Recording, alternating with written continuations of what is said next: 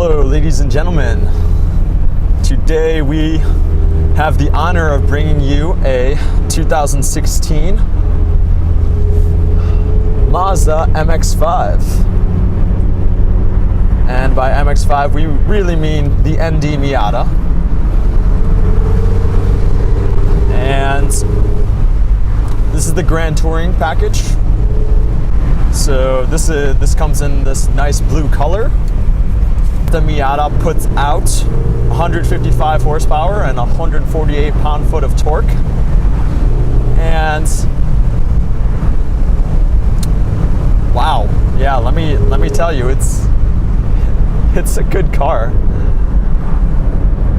Let's start talking about the exterior. The exterior is, in my opinion, the best looking Miata out of the NA, NB, and NC and ND, for sure. Definitely the best Miata in my opinion, by the looks standpoint. I haven't driven the rest of the Miatas. I've read all about them. I've seen them in a lot of different car magazines, a lot of different reviews, and yeah, oh geez. Angeles Crest, man. I'm here in LA, and driving these canyons, definitely a blast. So yeah, let's talk about that exterior. The exterior, it's a bit controversial, which one has the best looks, but in my opinion, this is definitely the sharpest for sure. And for this one, they actually went back to the good old days. It looks really nice in my opinion. The curves are just really, really good. Some people don't really like the smaller slits for the actual headlights. I like them. It makes it look like it has a lot more character and it's up to date. Ooh, gotta go flat out here. I'm in fourth. I really should be in third. Man, doing this car all wrong. I like the tail lights, and overall I think the design is it's not very functional, but it looks really nice in my opinion. And looks are subjective. Some people might really hate them, but I think it really looks nice. And the paint that this car has is the blue paint. This is what the color is called. I think it overall looks really freaking awesome. It's the color I would get. This car is specifically the soft top, and I think I would get in the soft top just to save a little bit more weight, hence the reasoning for this car essentially. It's November and the top is down obviously, and would I have this car any other way? Probably not. Is this a fast car? No. Is it really, really fun? Yes, absolutely. Feels like you're driving a go-kart. Really feels like you're driving a go-kart. And in a different way than a BRZ or FRS is, or 86 or whatever the hell you want to call it. This has less tire, better gas mileage, less practicality.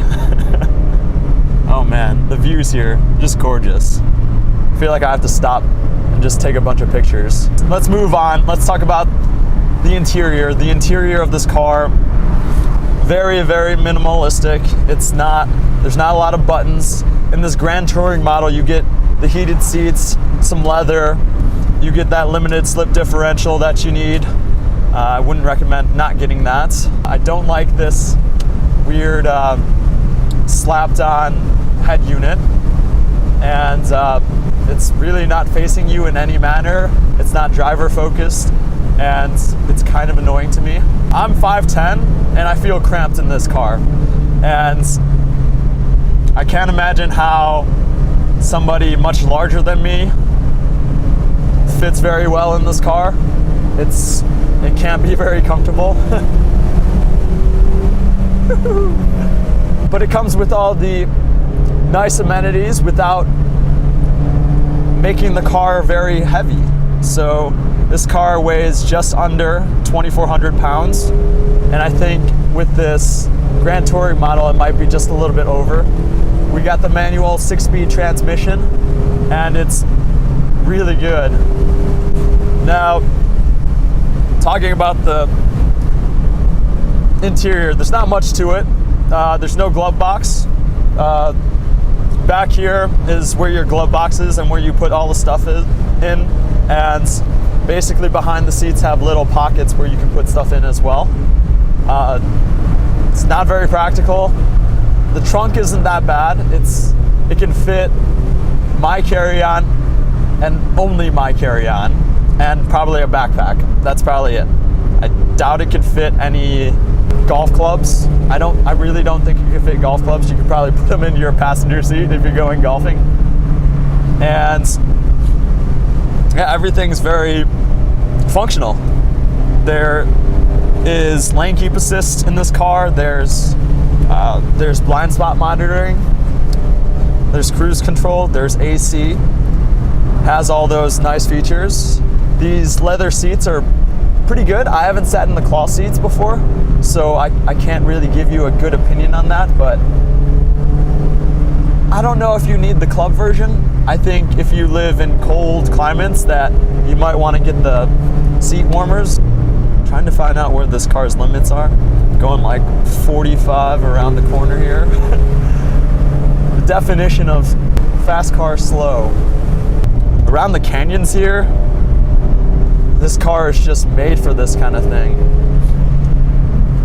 So we got the interior and exterior things out of the way. This doesn't have a backup camera. The infotainment in here is just meh. I reviewed the Mazda 3 and don't really like this infotainment. It has this little round knob to go through, and this screen is also touchscreen. I'd probably rather just have it be touchscreen and not have these buttons here, so they're out of the way of my elbow and arms. This thing has 2 cup holders, although in this particular car there's only 1 cup holder, so I'm not able to see what that looks like. It kind of gets in the way of the your elbow room here, so I've placed it in the passenger seat well, and that seems good and well. The problem with it is that it's in the way of the passenger. I've sat in the passenger seat with a bottle in there, and it's in the way. It's really annoying. So with the passenger seat a little bit here is right here. This juts out, and then also back there is a cigarette lighter to charge your phones and stuff like that, or if you want a radar detector. So here you have your USB, 2 USB and 1 auxiliary port. Let's get past all of the bitching and moaning, if you will, about the interior or the exterior, and let's start talking about this 4-cylinder Skyactiv. This is a 2.0, and it has 155 horsepower and 148 pound-foot of torque. Gets 26 miles to the gallon in the city and 33 on the highway. So really good gas mileage. Is it powerful enough? Does this thing need forced induction or an LS swap?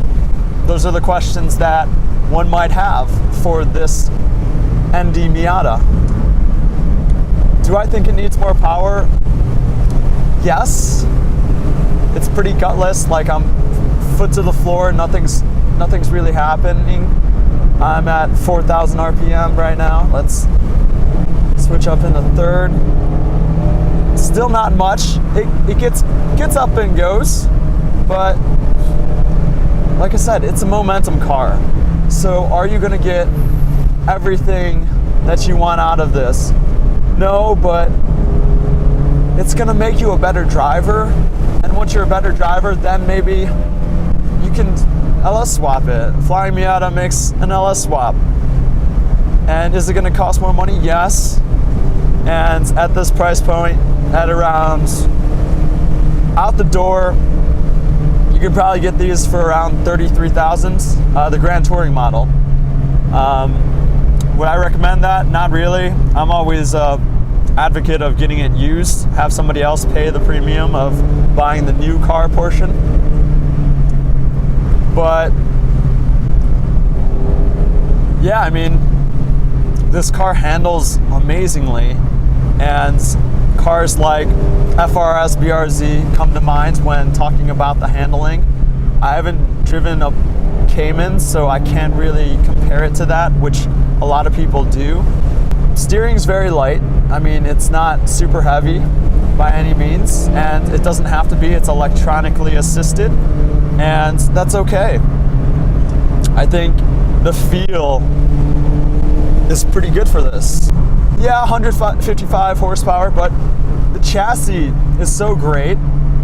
You get all the adjustments that you can want. The one thing that I would worry about with this car particularly is I drove this car on the 405 driving to this highway here, and it's not refined.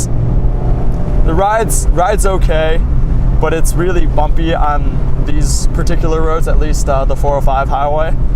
And unless you got really smooth tarmac, it's kind of really crappy.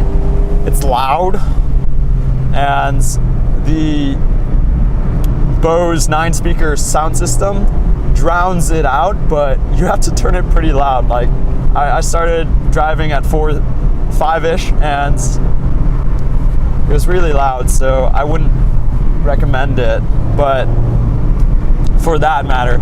So don't drive this car on the highway. There you go. Just take it to track days, have fun with it. Consumables are cheap for this car. It has 215 Bridgestone Potendas on it, and they're gripping pretty well. Around the turns, it's perfect. You know, what car do you have that's 2,400 pounds that's still built today? Not many. We got a little twisty. People complain about the body roll in this car, and there is a fair amount of body roll. It does not feel really that flat around corners, but it handles them just super well. It tells me what the limit of this car is, and so I don't kill myself. And that's great. I think that's really good. You know, it makes you scared when you make that turn around the corner. And yeah, I mean, handling is right. Handling is good. Talking about the clutch feel, clutch is really nice. Heel toe placement is really good.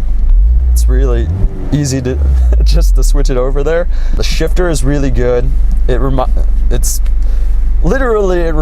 me of the FRS BRZ 86 platform. It's right on point with those. And with the S2000, the S2000 is probably just a little bit better. And the reason why I say it's a little bit better, not because everybody else says it is, it's just because I've driven it before, and it's a little, the throws are a little bit shorter, so that's why I think that. And otherwise it feels very, very similar to those transmissions. Brakes are pretty good, even though it sounds like they really need replacing. What I like is short gears. It's 1-to-1 in this. There's no overdrive. So on the highway at like 65, 70, you're at like 3,000 RPMs, which is really high, but this car gets really good gas mileage one way or the other. I think major gripes are probably more so with, I kind of wish there was a little bit less body roll, but you can fix that in the aftermarket, so it's no big deal. And I don't like that I feel big in this car, and I can't get a proper seating position. I don't know if anybody complains about the seating position, but I feel like I'm on the road, which is great. So, but I kind of wish my seat was down further. I can't, there's no seat adjustment or height adjustment for the seat, so That's kind of annoying. Not a lot of things to complain about from a driver focused standpoint. For a track car, which is really what I would look at this car for, there's not really many complaints. And God, it's a Monday morning and there are no cars on this highway. Freaking awesome. Woo. Brake pads, man.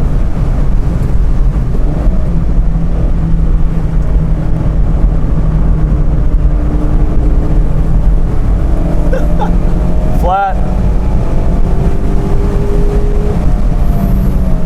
In the Grand Touring, you get this home link, the programmable garage door openers, and you get the auto dimming rear view camera, or not rear view camera, but rear view mirror, and the driver side auto dimming, which is really good. I wish the passenger side was auto dimming as well, because this car is really low. It's got 50-50 weight distribution, and what's really important is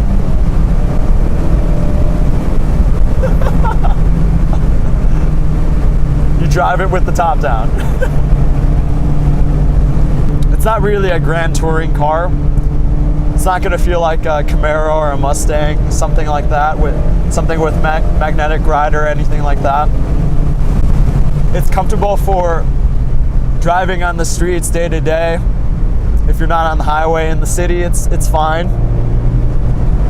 I just wouldn't recommend it if you're doing a lot of highway driving.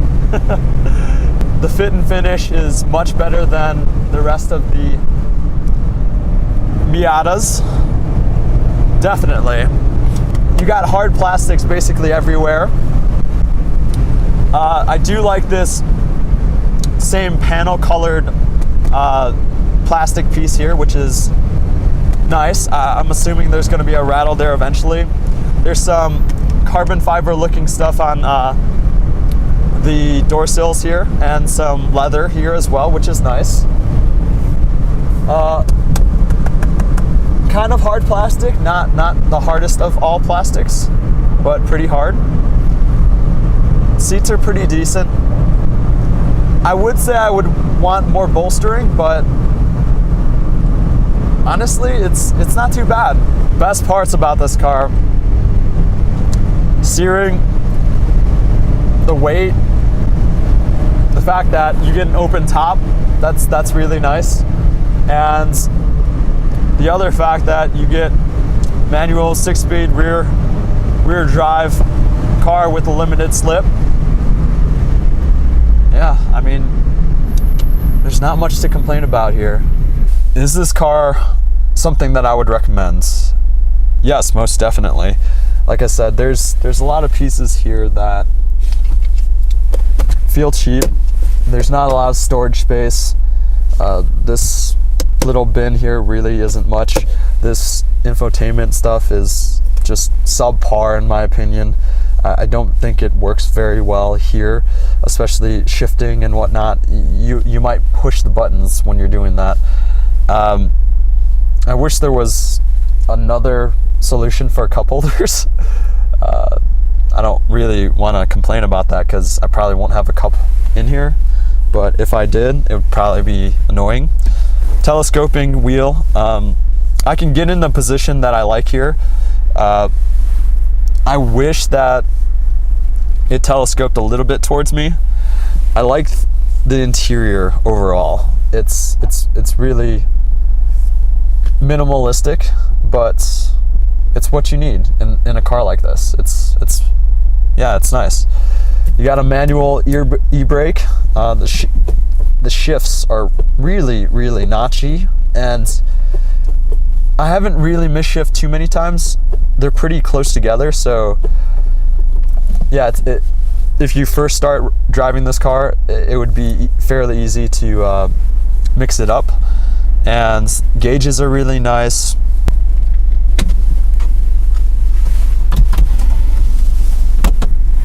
Bam. Oh, missed it. Tops up. Piece of cake, right? And then if you want it down, Oh, that's, so automatic down windows, not automatic up. Come on, look at this.